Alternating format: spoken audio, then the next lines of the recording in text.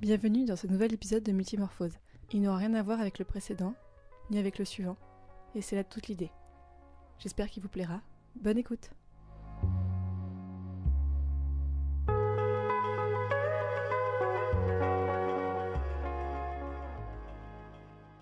Bonjour à toutes et à tous, je m'appelle Fanny, et pour cet épisode de Multimorphose, je vais vous proposer une interview de ma grand-mère. Oui, parce que je fais ce que je veux, c'est le but de ce podcast, on peut vraiment faire ce qu'on veut.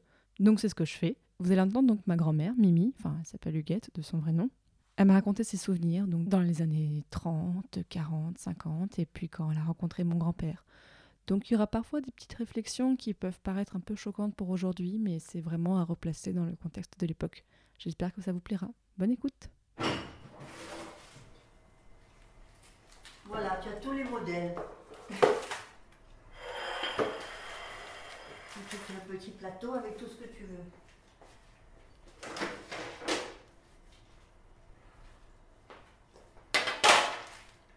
Je fais chauffer de l'eau.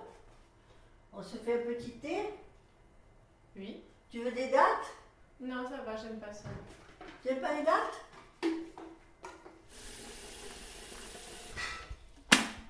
Dans la maison de ma grand-mère, on entend la rue, on entend les travaux autour, on entend les mouches qui volent, on entend même le réveil, mais là je l'ai un peu enlevé parce que sinon ça cassait la tête.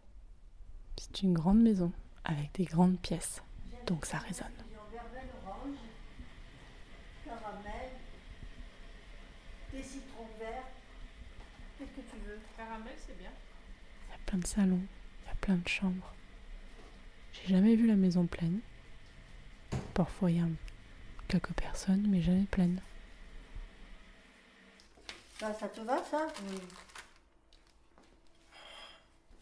Un petit bout de cake.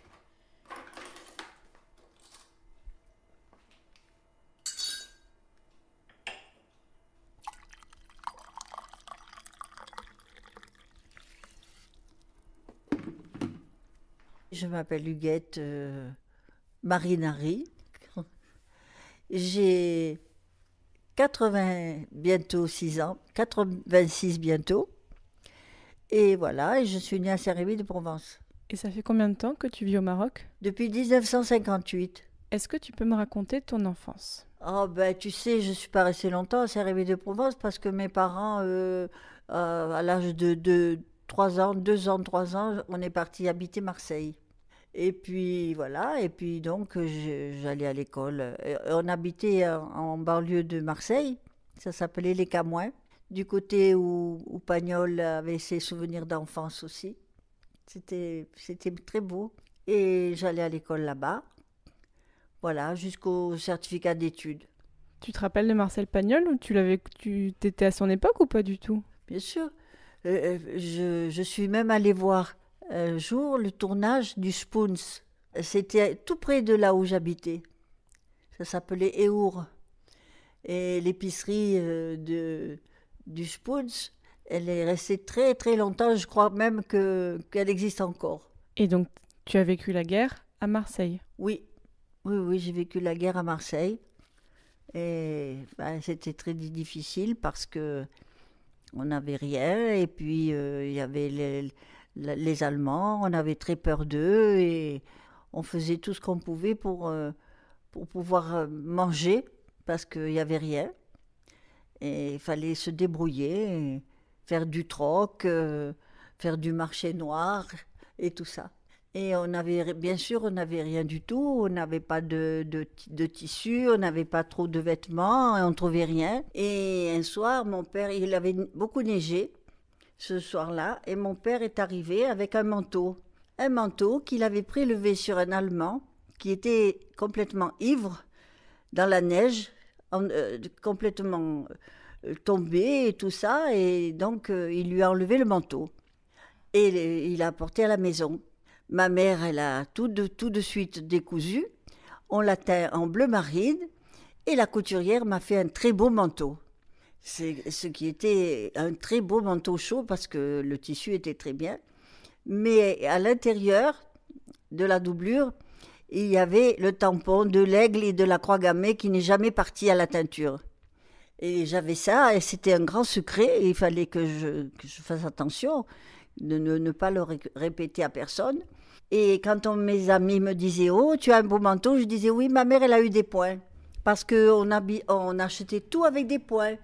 Les trucs alimentaires, les tissus, les chaussures, tout, on avait des points. On nous donnait des espèces de petits timbres, des petits tickets, et dans un carnet, et quand on achetait quelque chose, on nous prélevait les points. Mais comme on n'en avait plus, j'ai dit, ma mère, elle a pu avoir des points. À l'époque, il y avait la Gestapo qui venait arrêter les Juifs. Et ma tante, qui habitait au centre de Marseille, dans une cour, il y avait beaucoup de voisines. Elles se parlaient de l'une à l'autre dans les fenêtres et tout. Et un jour, il y a la Gestapo qui est arrivée parce qu'il y avait une famille juive. Et il y avait une maman avec un petit bébé, tout petit. Quand elle a vu que la Gestapo allait l'arrêter, elle a jeté son bébé dans un placard. Il n'a pas pleuré parce qu'il a été étourdi. Et quand elle est partie, les voisines ont vu qu'elle partait toute seule sans son bébé, donc elles ont compris. Elles sont allées vite chercher partout et elles ont fini par trouver le bébé. Ce qui fait qu'elles ont élevé cet enfant, chacune un petit moment, un jour, 2 jours. Elles prenaient chacune de temps en temps le bébé.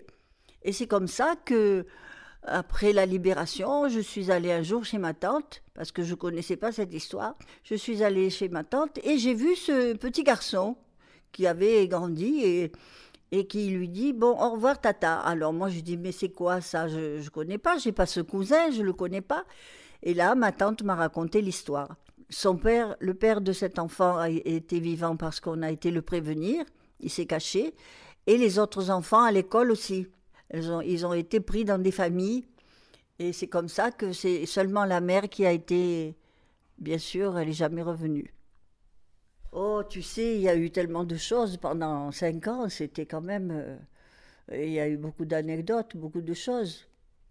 Par exemple, les enfants, on les fouillait pas parce que, en plus, la police française faisait, c'était pas des gentils. Et voilà, et quand on faisait du troc et du marché noir pour pouvoir survivre, ils te fouillaient et ils te prenaient les denrées que tu avais pu te procurer. Ils te les prenaient. C'était confisqué, soi-disant. Donc, les enfants, comme on les fouillait pas, on envoyait beaucoup les enfants faire les courses. Moi, j'allais dans une ferme le soir et je me souviens que j'avais très peur à l'époque. J'allais chercher du lait. J'attendais, je rentrais dans l'étable, j'attendais que le paysan ait fini de traire la vache. Il me mettait le lait dans une bouteille de limonade et je mettais ça dans mon cartable et je repartais chez moi. C'était l'hiver s'il faisait nuit, c'était un peu... J'avais peur, bien sûr, mais c'était comme ça. Les enfants faisaient beaucoup de choses. Et puis on ne parlait pas, on racontait pas les choses, parce que c'était dangereux. Et voilà, et puis de temps en temps, je me cachais dans les fourrés quand je trouvais une patrouille allemande qui passait par là, et on avait très peur. Bon, c'est vrai ils auraient jamais fait de mal à des enfants, mais on en avait très peur, c'est tout. Il y avait même des Allemands qui trouvaient les enfants mignons et tout, ils voulaient leur sourire, leur parler, mais nous, on s'enfuyait dès qu'on les voyait. Mais bon, ils n'auraient jamais rien fait aux enfants, sauf aux enfants juifs, bien sûr, qui venaient prendre dans leur maison et les envoyer dans des camps de concentration. On savait qu'il y avait Auschwitz, Treblinka et tout un tas de camps, bien sûr. Au début, on ne le savait pas, mais après, on l'a su. Oui, après la guerre, on l'avait su. Non, pas après. Pendant la guerre. Pendant la guerre, on était au courant, on le savait, bien sûr. Je me souviens, moi, j'ai vu de mes yeux, ça m'avait beaucoup marqué, une vieille dame avec ses 2 filles, que la Gestapo est venue les emprisonner, pousser méchamment et tout dans une camionnette. Elles sont parties, elles ont été dans un camp de concentration. Et il y a une seule fille qui est revenue.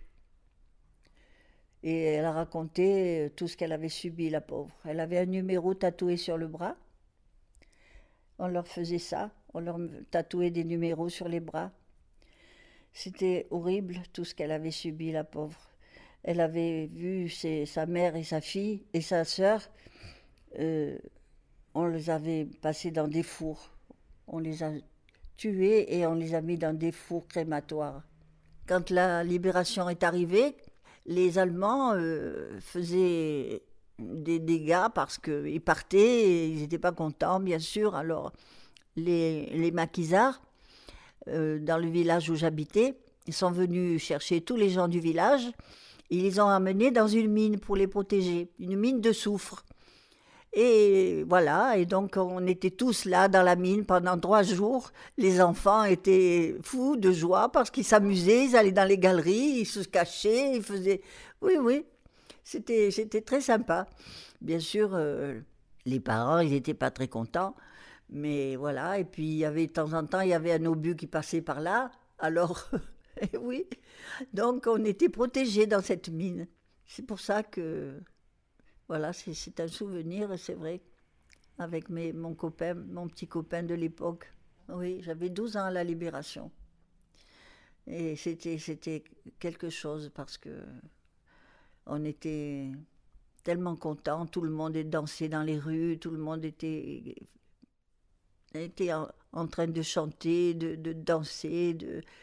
C'était la fin de la guerre. On en avait beaucoup souffert. On avait été privés, puis Marseille a été très bombardée. Tout le port avait été détruit.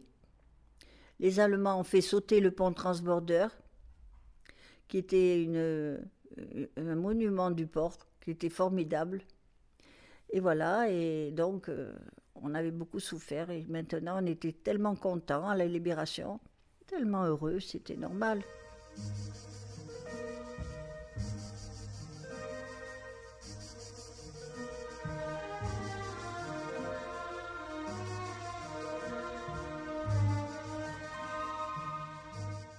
Après la libération, je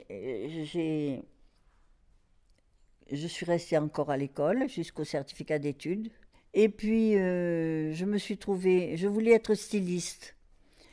Je voulais être styliste, donc j'ai trouvé une école, pas très loin d'où j'habitais, et une école qui était gratuite.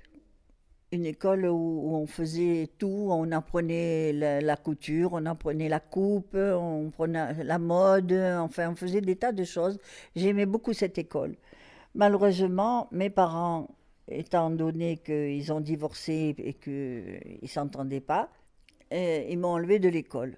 J'en ai été très, très peinée, j'ai été très malheureuse d'avoir quitté cette école. Et on a dû partir à Paris, ma mère et moi, parce que mon père était méchant. Mon père ne voulait pas divorcer, il nous a recherchés pendant un bon moment et il ne nous a pas trouvés, on habitait Paris. Et malheureusement, il fallait se débrouiller, il fallait travailler. Et là, ma mère et moi, on faisait la bonne. Je faisais le ménage, je m'occupais des enfants.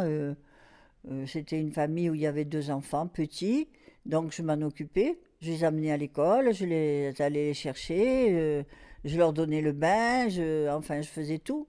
Je servais à table, je faisais tout ça. Jusqu'au jour où après on est revenu dans le Midi, on est revenu. Moi je suis allée un peu chez ma grand-mère à Saint-Rémy. Et là j'ai retrouvé mon père. C'était bien si tu veux, mais vivre un peu. Alors moi, bon, comme mes parents ont divorcé à l'époque, la loi, il fallait vivre 6 mois avec le père, 6 mois avec la mère. C'était comme ça. Bon, moi, quand je vivais avec mon père, ça va, j'étais libre, je faisais ce que je voulais. Lui, il travaillait, moi, je m'occupais de la maison, je faisais tout ce qu'il y avait à faire. Mais quand j'allais vivre avec ma mère, elle vivait avec quelqu'un qui n'était pas, pour moi, qui était pas bien. C'était une vieille personne qui était pas gentille, enfin bref. Voilà. Et alors, à ce moment-là, après, je suis restée avec ma mère pendant pas mal de temps. Je travaillais.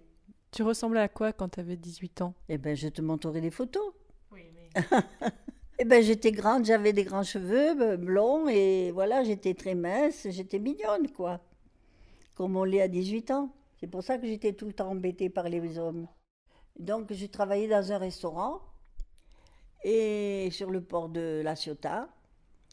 Et le patron, qui était cuisinier aussi en même temps, était un sale bonhomme qui essayait tout le temps de m'attraper et de me toucher.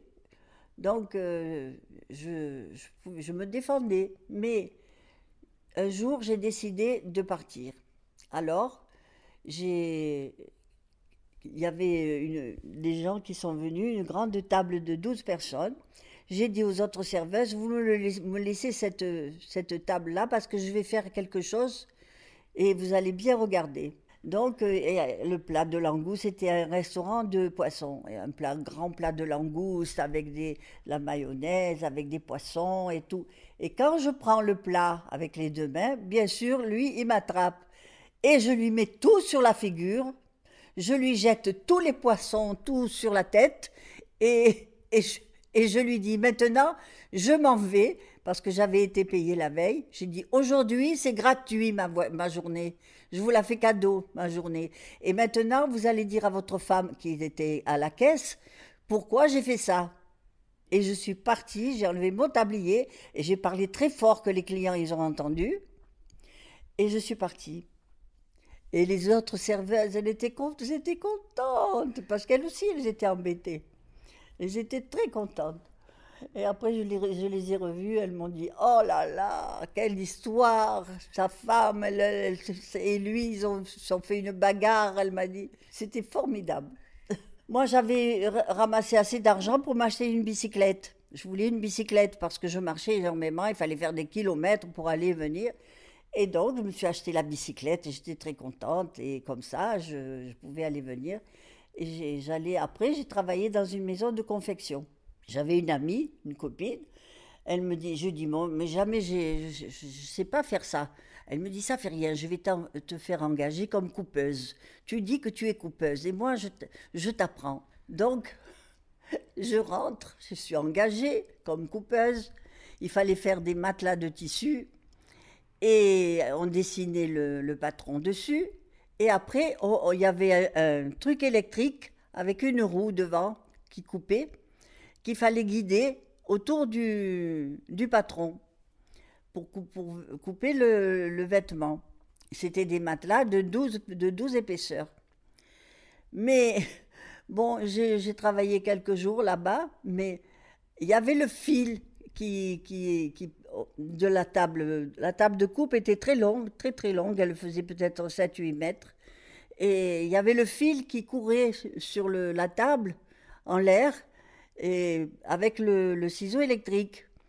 Et moi, j'ai pas fait attention, j'ai été distraite, j'ai coupé le fil, j'ai fait un court-circuit énorme, et bien entendu, on m'a renvoyé.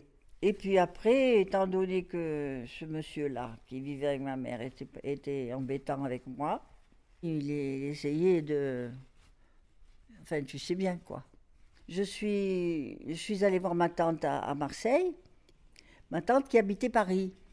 Elle avait une maison à Marseille, avec ses sœurs et ses frères et tout ça. C'était sa maison de vacances sur la Corniche à Marseille. Donc je suis allée la voir et puis je lui ai raconté ce qui se passait. Je me suis mise à pleurer, je lui ai raconté. Alors elle m'a dit, bon, alors tu vas rentrer, tu vas faire ta valise et tu reviens tout de suite. C'est ce que j'ai fait. Je suis partie, mais j'ai rien dit à ma mère, je voulais pas l'embêter. Je ne lui ai rien dit, j'ai dit je pars chez ma tante. Elle m'en a voulu beaucoup. Elle ne m'a pas posé de questions parce que je ne lui ai pas laissé le temps. Je suis partie très vite. Et là, je suis partie chez ma tante à Paris. J'ai vécu à Paris et je travaillais à Paris. J'ai fait plusieurs choses. Donc voilà, et c'est là que j'ai connu mon mari à Paris.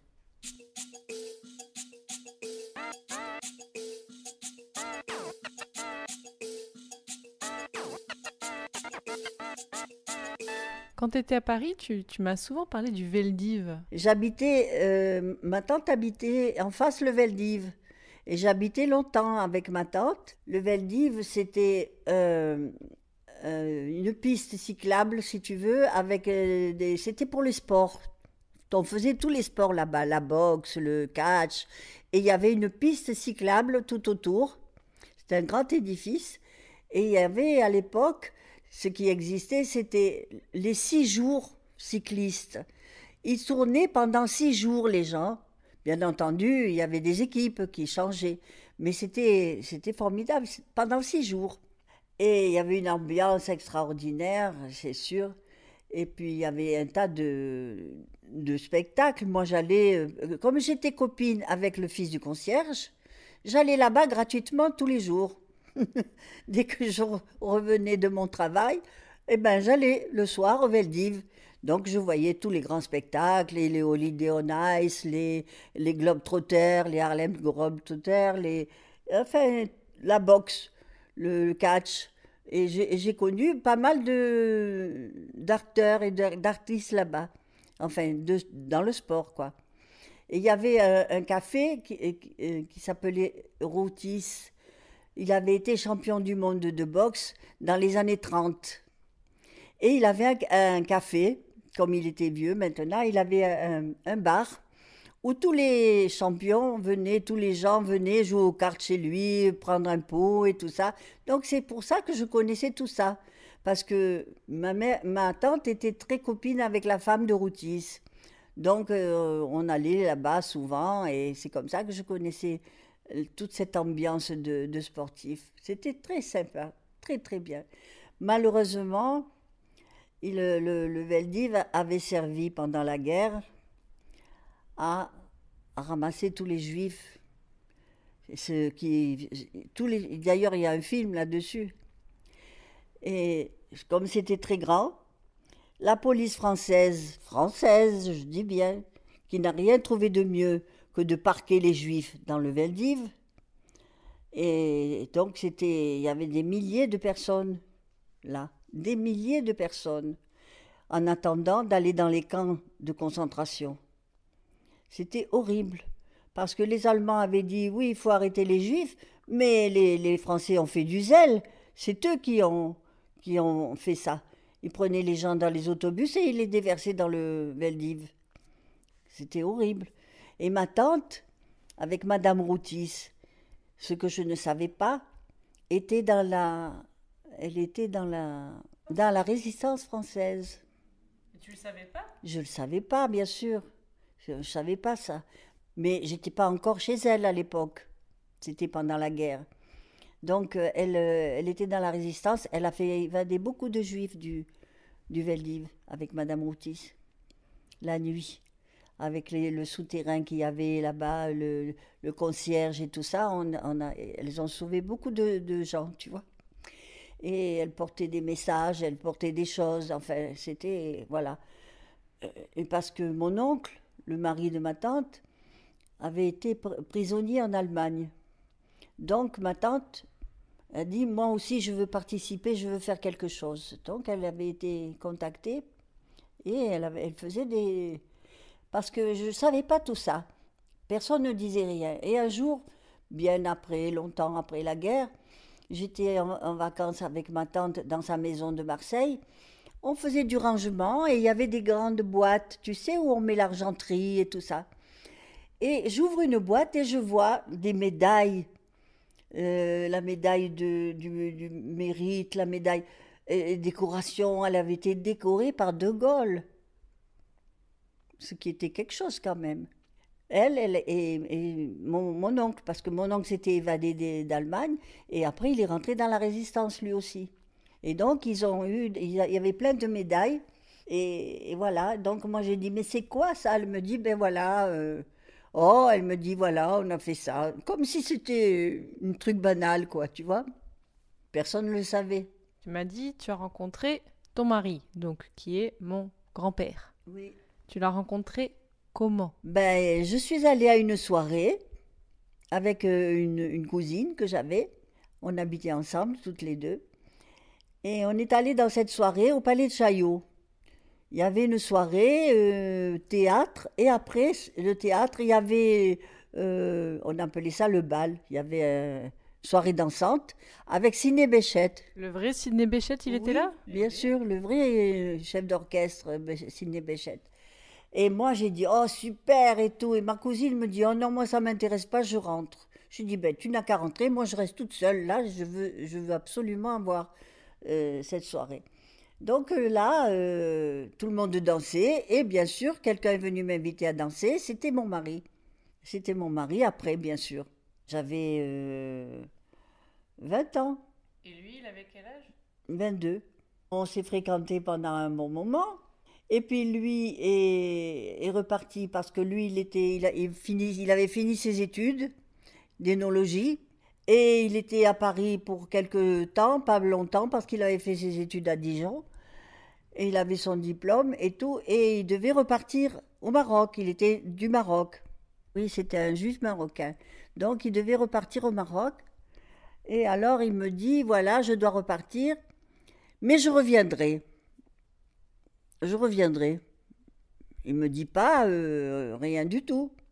Je t'entends, attends-moi, ou je voudrais te marier, ou un truc comme ça. Non, il me dit rien. Et s'en va. Donc, de temps en temps, on s'écrivait, et puis 2 ans passent pratiquement. Et moi, entre-temps, j'ai connu un autre garçon magnifique, et je me suis fiancée, on devait se marier. Il faisait 1,95 m, prof de gym, il était magnifique. Et tout d'un coup, je travaillais à l'époque dans une boutique de toilettage pour chiens, à l'Étoile, avenue MacMahon. Et un soir, je sors de mon travail et je vois Henri qui arrive vers moi. Henri, donc le juif marocain. Oui. Alors j'étais toute étonnée, tout ça, et il me dit, mais alors, voilà, comment ça va Et moi, à l'époque, j'habitais place du Palais Royal, dans une chambre. Il m'accompagne. On a fait les Champs-Élysées à pied, la rue de Rivoli, et on est arrivé chez moi. Et on a discuté tout le long, bien sûr. Alors, je lui dis, mais tu sais, moi, je suis fiancée. Il me dit, mais comment? Je t'avais dit que j'allais revenir. Je lui dis, mais tu m'as jamais dit que tu voulais quelque chose de sérieux. Tu m'as jamais dit que c'était sérieux et tout. Moi, je dois me marier, voilà. Alors, il est venu chez moi, il a vu toutes les photos de mon fiancé. Il était furieux, il a commencé à déchirer toutes les photos. Oh oui. Et puis, alors là, il a mis le paquet pour me séduire. Il a été, mais éblouissant, de gentillesse, oh là là, il me sortait tous les soirs, il m'emmenait partout. Et il n'avait pas d'argent, mais il se débrouillait. À l'époque, on se faisait passer pour étudiant encore, tu vois. Et il y avait un organisme qui donnait des places gratuites pour tous les spectacles. Le théâtre, les cinémas, les boîtes de nuit, un tas de choses, tu vois. Donc lui, il se débrouillait tout ça. Moi, je ne savais pas. Et on allait voir des spectacles tous les soirs pratiquement. Alors moi, je disais, oh là là, et il était d'une gentillesse et tout ça. Alors moi, bien sûr, je suis retombée amoureuse. Mais ton fiancé d'1,95 m? Il était au service militaire, Ah, à Antibes, très loin, loin des yeux, loin du cœur. Alors, oh là là, et puis donc moi, avec ce premier fiancé, j'ai couché avec lui. Parce que c'était, bon, j'avais 20 ans quand même, alors voilà. Donc quand il a su ça, Henri, il a pété les plombs. Mais il tenait absolument à moi. Donc moi j'étais embêtée parce que je disais à ma tante, comment je vais faire? Moi je les aime tous les deux. Elle m'a dit, ah non, tu ne peux pas les aimer tous, tu peux pas en prendre les deux, c'est pas possible. Il faut que tu choisisses. Et moi j'étais embêtée pendant longtemps et puis un jour elle me dit, tu sais, choisis le juif, tu seras jamais dans la misère et tu seras pas malheureuse avec lui. Choisis le juif. C'est ce que j'ai fait. L'autre, c'était un petit prof de gym, tu vois. Et puis Henri, quand on s'est mariés, j'ai eu Martine, ma fille. Et moi j'étais malheureuse parce que lui, étant donné qu'il était étranger en France, il ne pouvait pas faire des boulots, on ne le prenait pas pour faire des boulots intéressants. Il faisait que faire de la représentation. Alors il partait en tournée dans toute la France pour vendre des machines à écrire. Donc je le voyais que le week-end. Et moi j'étais seule avec mon bébé. Je faisais de la dépression, j'étais maigre, je faisais que 10 kilos de moins que maintenant. J'étais très dépressive et on habitait dans une banlieue à Asnières que je déteste, au 7e étage sans ascenseur, sans salle de bain, 2 pièces et les toilettes sur le palier. C'était l'horreur. Donc, mon mari, enfin Henri, a vu que ça n'allait pas et tout ça. Et au Maroc, il y a eu l'indépendance du Maroc en 1956. Et là, c'était presque 58. Donc, ça faisait pratiquement 2 ans qu'il y avait l'indépendance. Il me dit, tu sais, je peux être engagé au Maroc en tant qu'inspecteur du bureau des vins et alcools, parce qu'il avait son diplôme d'énologie. Donc je lui dis, ah c'est formidable, alors fais-le, fais-le. Alors il a écrit au directeur ici du bureau des vins et alcools, et on lui a dit, oui, venez tout de suite, on vous prend. Parce qu'ils avaient besoin de cadres à l'époque. Alors moi j'étais toute contente, tu penses, on a vendu les 4 choses qu'on avait à la maison, on a pris 2 valises, ma fille dans les bras, et on est parti. Et elle avait quel âge, ta fille? 9 mois. Donc c'était la première fois que je prenais l'avion. On est allé, on a pris un DC-4 à hélice parce qu'il n'y avait pas encore les avions à réaction. Et on est arrivé à l'aéroport de Meknès. À l'aéroport, c'est un bien grand mot parce que c'était des baraques en bois. Moi je me suis dit, mais où est-ce que j'arrive? Donc on a pris on devait aller, on avait eu le poste d'inspecteur au bureau des vins et alcools à Meknès. Et mes beaux-parents, ils habitaient Fès, à 60 km de là. Donc, avant d'avoir la maison et tout ça, on devait attendre 1 mois. On est parti habiter chez mes beaux-parents à Fès. Quand on est arrivé donc à Meknès, on a pris un car avec tout ce qui se comportait à l'époque, les poulets, les pastèques, les gens qui jouaient de la mandoline, enfin bref. Et moi, j'étais un peu affolée avec mon bébé sur le bras. Je me suis dit, mais où est-ce que je vais? Où est-ce que je vais? Enfin bref, on est arrivé à Fès. Et là, mes beaux-parents m'ont bien accueilli. Ma belle-mère était pas très gentille, mais je faisais pas attention. On avait besoin de rester 1 mois, donc on est resté 1 mois. Et après, on a été habiter Meknès. Alors là, c'était le paradis. On nous a donné une villa avec un jardin immense où il y avait de tout, des fraises, des oranges, des légumes, un jardinier à demeure. Et tout le haut de la villa et le rez-de-chaussée, c'était les bureaux. Donc Henri, il était sur place, il travaillait sur place. C'était formidable.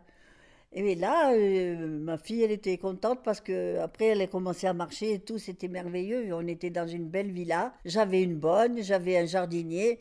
Et aucune comparaison avec ce que j'avais vécu à Paris. Et des voisins très gentils. Des Marocains très, très gentils. Quand j'ai dit en France, j'ai dit je pars habiter le Maroc, on m'a dit mais tu es folle, on va t'assassiner, on va te couper le cou. Et moi, j'ai jamais vu de gens aussi gentils qu'au Maroc. J'étais vraiment, vraiment bien accueillie et pour moi, c'était le paradis. Et depuis, je ne l'ai jamais quitté. Et la famille Henri, c'était une grande famille parce qu'ils étaient 6 enfants, 6. Ma belle-mère, elle n'était pas une femme gentille, mais mon beau-père était adorable. Adorable. Donc quand c'était les fêtes juives, c'était très important. Il fallait de Meknès, on allait en voiture, c'était pas loin, 60 km, on allait passer les fêtes chez mes beaux-parents.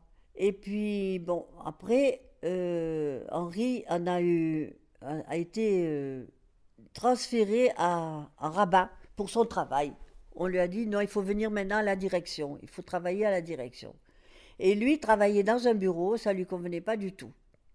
Pas du tout, parce que là, il était sur le terrain tout le temps, en train d'aller d'une ferme à l'autre pour vérifier les vinifications, tout ça, ça lui plaisait, ça. Mais dans le bureau, il ne se plaisait pas du tout. Ce qui fait que 1 an après, on a passé 1 an à Rabat, il a démissionné et on est retourné à Meknès. À ce moment-là, il s'est mis à son compte et il a fait du vin tout seul. Il achetait le raisin sur pied. Il louait des caves et il faisait le vin. Et après, il vendait le vin. Ça marchait très bien parce que ça marchait avec l'export. Et on exportait du vin à l'époque, beaucoup. Ça nous a fait une bonne situation. Après quelque temps, il ne trouvait plus de caves à louer du côté de Meknès. Il les trouvait plutôt du côté de Casa. Alors, il me dit, tu vois, ça fait trop de trajets. Il faut mieux qu'on aille habiter Casa. Alors, on est venu habiter Casa. Entre-temps, j'avais eu un petit garçon, Patrick, Et donc, il avait, quand on est arrivé à Casa, il avait 2 ans seulement. Et donc, on est allé habiter à Beau Séjour dans une petite villa. Et voilà, les enfants, enfin, Martine allait à l'école dans le quartier. Patrick n'était pas encore scolarisé. Et toi, tu faisais quoi? Moi, j'étais occupée toute la journée avec les enfants, le marché, Ouais, tu travaillais pas. je travaillais pas, je faisais de la couture pour moi, pour les enfants, parce que à l'époque, on ne trouvait rien du tout dans les magasins. On ne trouvait pas des vêtements, tout ça. Eh ben, parce que il y avait l'indépendance qui n'était pas là depuis longtemps et avant, il n'y avait rien. Et tout venait de France. Donc, moi, j'allais acheter des tissus et je fabriquais, comme je cousais, je, j'avais acheté une machine à coudre et je faisais tous les petits costumes pour Patrick, les robes pour Martine. Je faisais tout. Je faisais tout pour moi et pour les enfants. Et voilà, et donc, alors Patrick avait 4 ans. Ah oui. Alors il y a eu, en Israël, il y a eu la guerre des 6 jours. Et donc tous les juifs du Maroc partaient. Ils partaient, ils se sauvaient, ils avaient peur. Je ne sais pas pourquoi, parce que les Marocains, se sont jamais attaqués aux Juifs. Et donc, vraiment, et c'était une psychose, tout le monde partait. Et toutes les maisons étaient à vendre pour 3 francs 6 sous. Et donc, Henri me dit, écoute, maintenant, je vois que les maisons sont bon marché et tout, on va acheter une maison. Ah, ça, c'était une bonne idée. Alors, il me dit, alors on cherchait et puis rien ne me plaisait. Alors, il me dit, bon, alors maintenant, c'est toi qui t'en occupes. Tu n'as qu'à t'en occuper toi-même. Donc, avec ma petite voiture, je sillonnais tous les quartiers, j'allais à droite et à gauche pour voir les maisons à vendre. Et puis, un jour, Henri me dit, tiens, j'ai vu une maison à un diable. Elle est très bien, il faut l'arranger un peu, mais elle est très bien. Donc moi, je vais là où il m'avait dit, je cherche la maison, je trouve la maison, qui était ensevelie sous des branchages et des arbres et tout ça. Et je dis, mais c'est quoi ça? Et puis c'était loin. Il n'y avait pas toutes ces routes qu'il y a maintenant. C'était la campagne.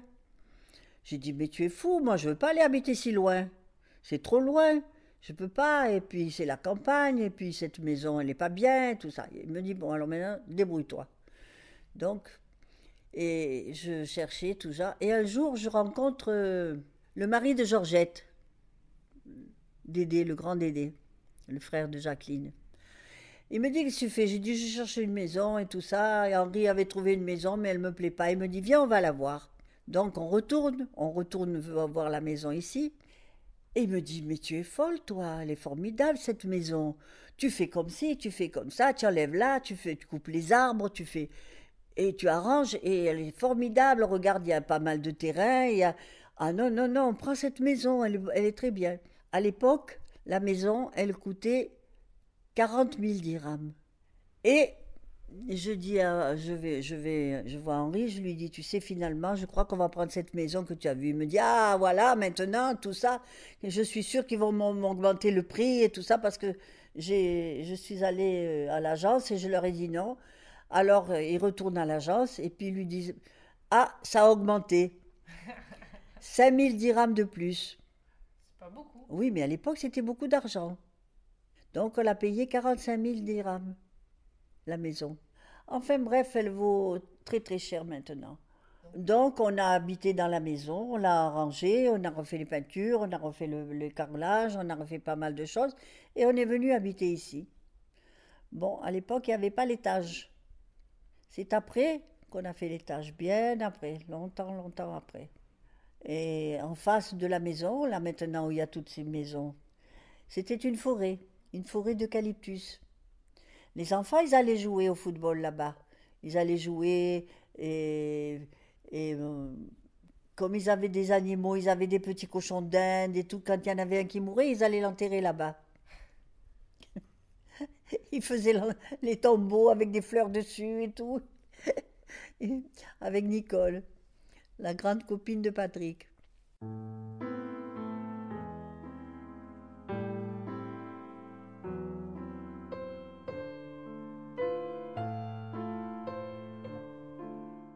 Tu as parlé un petit peu, mais tes tantes, elles étaient très spéciales, c'est ça? Surtout ma tante Rosette. C'était la plus rigolote de la famille.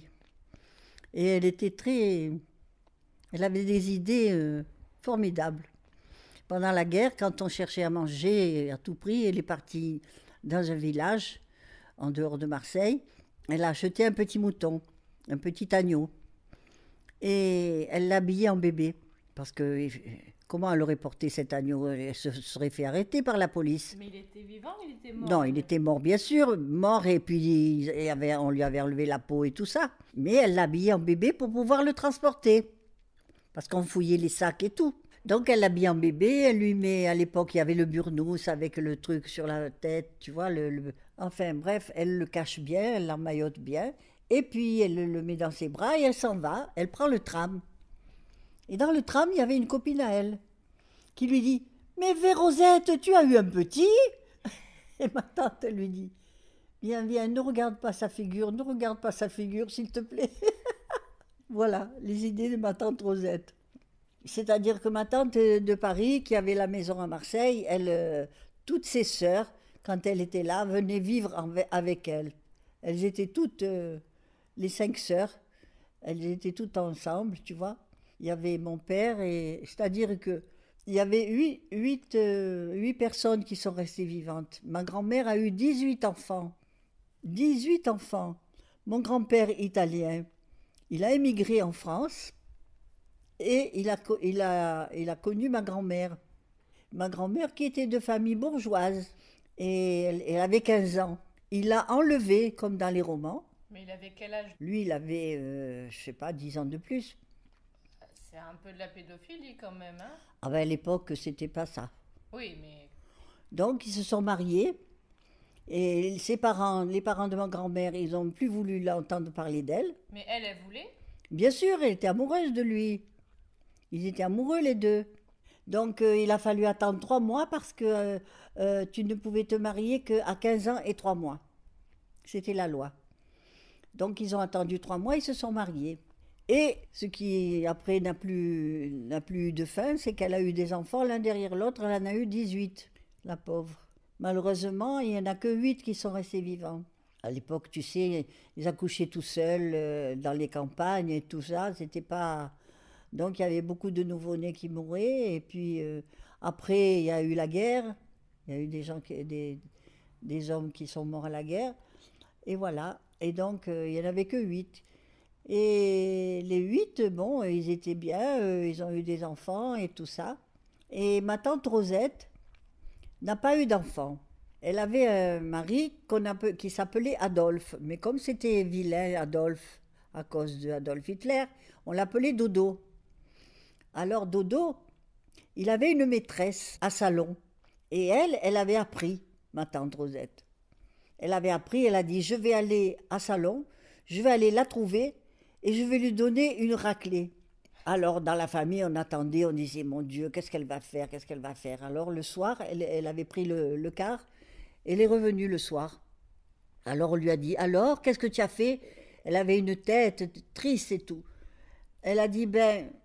J'ai pas pu lui donner la raclée parce que dans les bras, elle avait un petit dodo. Voilà. Elle était très sympa. Vraiment. Et elle avait une autre sœur qui s'appelait Marie-Louise. Elles étaient toujours ensemble. Tu vois, dans les sœurs, c'est comme ça. Elles adoraient, par exemple, aller dans les salles de vente. Mais comme elles n'avaient pas beaucoup d'argent, elles achetaient des bricoles. Des bricoles que quand elle arrivait à la villa chez l'autre sœur lui jetait tout. Alors, elle cachait tout sous l'escalier. Elle mettait tout sous l'escalier. Et un jour, ma tante Marcel me dit, viens, on va faire le ménage sous l'escalier. J'ai dit, qu'est-ce qu'il y a? Elle m'a dit, il y a toutes les bêtises qu'elles ont achetées. Et ma tante Marie-Louise, elle a été veuve de guerre à 23 ans. Donc de la Première Guerre? Oui. Elle avait une fille, ma cousine Mireille. Mais la pauvre, elle était très très jeune, tu vois. Donc elle avait un type dans sa vie, tu vois, mais elle s'était jamais remariée parce que chaque fois qu'elle trouvait quelqu'un pour se marier, il ne voulait pas de sa fille. Alors elle voulait pas, tu vois, elle a dit non, ma fille passe avant tout. Et donc elle avait un copain qui avait la poitrine un peu proéminente. Et mon père, qui se moquait toujours de tout le monde, il appelait le poussin. Ah bon? Oui, alors quand on la voyait se maquiller et bien s'habiller, il disait, elle va voir le poussin. Elle était marrante. Et alors elle se maquillait, attends comment elle se maquillait. Elle se mettait du bleu sur les yeux, ce bleu c'était de la craie des tableaux, quand tu écrivais au tableau, tu vois.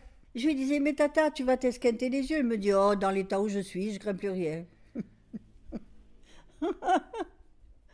Et alors, elle avait, comme mon grand-père avait été peintre, c'était un Italien qui peignait dans les églises quand il était en Italie.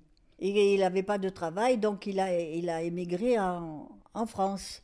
Mais en France, il ne pouvait pas faire des tableaux ni peindre dans les églises, alors il peignait les maisons, il peignait les fermes et tout ça. Et comme il avait que des filles au début, ma tante Marie-Louise, il avait habillé en garçon, coupé les cheveux et habillé en garçon, la pauvre.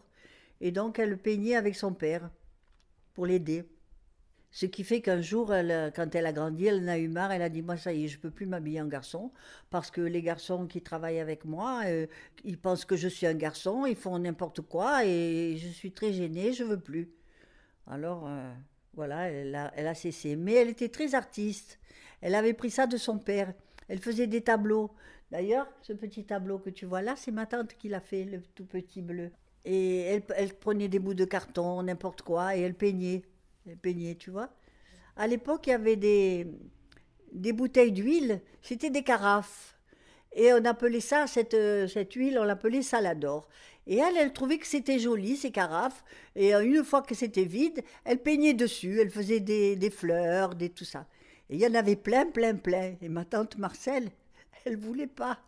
Elle disait, je veux pas de tout ça. Elle les jetait. Alors un jour, j'étais chez elle et je lui dis, tu peux me prêter une valise? Elle me dit oui. Alors elle descend une valise. C'était plein de salador dedans. Plein. Une deuxième valise, plein de salador. Toutes les valises pleines de salador. Elle a attrapé une rage, je te dis pas, ma tante la pauvre. Ça lui faisait plaisir de peindre, tu vois, mais elle savait pas sur quoi le faire. Alors ce qu'elle trouvait, elle peignait dessus. Des bouts de carton, des bouts de n'importe quoi. Elle était très artiste, je l'aimais beaucoup. Et un jour, elles ont été à la salle de vente, et puis il y avait une malle en osier, une grande malle, et on dit voilà, mais qu'est-ce qu'il y a dedans? Ah, ça c'est la surprise. Vous achetez la malle, c'est la surprise. Bon, là, elles ont acheté la malle pour rien du tout, et elles ont pris la malle toutes les deux, et elles sont parties. Et au coin d'une rue, elles se sont arrêtées, elles ont ouvert la malle. La malle était remplie jusqu'au bord de petits bonnets d'enfants en dentelle, comme on faisait avant. Remplis, mais plein, plein, plein. Et ma tante lui dit, mais qu'est-ce qu'on va faire de tout ça? Et la sœur qui dit, on peut toujours faire des genouillères pour les footballeurs. Tu vois, elles avaient toujours la réponse à tout. Et elles vivaient ensemble dans la maison? Oui, mais chacune avait son appartement. Mais quand il y avait leur sœur, elle vivait avec elle, pour rester en famille, tu vois. Et comme elles étaient toutes veuves, sauf ma tante de Paris, il n'y avait qu'un homme dans toute cette maison. Toutes les femmes, elles étaient veuves. Et ma tante Rosette, elle était très drôle. Et un jour, elle a reçu une convocation d'un petit juge, là, de quartier. Donc elle y va, elle dit oui, c'est pourquoi? Il lui dit, Madame Bizordi, vous reconnaissez avoir sorti de la poubelle après le passage de la benne? Elle lui dit, oui, monsieur le juge, mais c'est qu'elle passe tellement de bonheur. Et le juge qui lui dit, et à quelle heure vous voulez qu'on vous la fasse passer? Et c'est vrai, c'est authentique. Hein. Mimi, tu me disais tout à l'heure, tu avais du mal à te rendre compte que tu étais arrivée à 86 ans. Pourquoi ça t'étonne tant que ça? Ça m'étonne parce que c'est beaucoup, c'est vieux. Je ne pensais pas arriver à être si vieille. Qu'est-ce que tu veux? Il y a plein de gens qui meurent bien avant 80 ans. Et comme je dis, après 80 ans, c'est du bonus. Pourquoi c'est du bonus? Bien sûr. Tu sais, avant, les gens mouraient beaucoup plus jeunes. Voilà, c'est tout. Bon, c'est vrai que moi, j'ai eu une vie un peu tranquille. Mais c'est sûr que 86, ça commence à compter. De quoi tu es le plus fier? Je suis fière de mes petites filles. Je suis très fière de mes petites filles. Pourquoi? Parce que c'est des merveilles. Je les adore et puis elles sont intelligentes, et voilà, elles sont belles et voilà, c'est tout. On aime beaucoup plus les petits-enfants que ses vrais enfants. C'est comme ça. Tout le monde te le dira. C'est vrai. Et on a surtout très peur pour eux. Ben, on a tendance à les protéger plus, et puis voilà, surtout quand ils sont petits, on les couve, on voudrait qu'ils grandissent pas, et voilà. C'est vrai que j'avais très peur pour toi, et je t'aimais tellement quand tu étais petite que quand Marie est arrivée, je me faisais du souci, je me suis dit, pourvu que je l'aime celle-là aussi. Tu l'aimes finalement? Oh oui, je l'aime autant que toi, mais c'est vrai que quand on a un enfant, par exemple, quand j'ai eu Martine aussi, et que j'ai eu Patrick après, je me suis dit, pourvu que je l'aime celui-là aussi. Mais je crois que autant on a d'enfants, autant on les aime. C'est vrai. Les gens qui ont des grandes familles les aiment tous de la même façon. C'est des sentiments que tu as quand ils sont très jeunes. Tu as tendance à les protéger et à les couver comme ça, c'est vrai. Et puis toi, tu étais tellement mignonne. Et puis tu étais un peu kamikaze. Ah bon? Ah ben oui, quand tu étais petite, tu grimpais partout. C'est vrai. Tu as beaucoup changé depuis, hein? Oui, tu avais peur de rien. Je me souviens que tu avais 3 ans, même pas. Et je t'ai trouvé en haut de l'escalier, en dehors de la rampe. Tu avais grimpé en te tenant à la rampe. Et j'ai attrapé une peur terrible. Et puis, quand je t'emmenais au manège à Sédibad, tu adorais aller dans les choses qui allaient le plus vite et le plus dangereux. Je me souviens que quand je t'emmenais, il y avait des petits trucs qui tournaient, des petits avions. Ils tournés en bas, par terre. Alors moi, je t'ai mis dans un petit avion. Et puis tout d'un coup, il s'est mis à monter en l'air. Alors moi, j'attrapais une peur. Je me disais, pourvu qu'elle se tienne bien. Je courais derrière toi. Je courais autour du manège en criant, attention, tiens-toi bien. Toi, tu étais très heureuse. Tu faisais pas attention à ce que je disais. Et quand tu es descendue, je t'ai dit, surtout, tu le dis pas à papa. Hein. Alors, dès qu'on est arrivé, la porte n'était pas fermée, que tu as dit, papa, je suis montée dans l'avion qui est monté en l'air. Ah oui, tu répétais tout. Bon alors Mimi, une question pour finir, comme ça, une question un peu difficile, un peu philosophique. C'est quoi pour toi le bonheur, Mimi?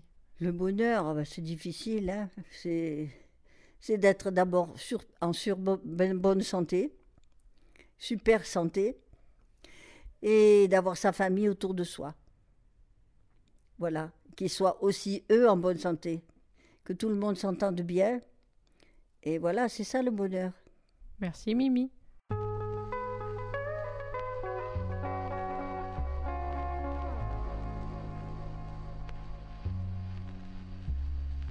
Retrouvez le podcast Multimorphose sur les applications de podcast, sur notre hébergeur Ocha, sur Twitter et Facebook, mais aussi et surtout sur le site de notre label Podcut, à l'adresse podcut.studio.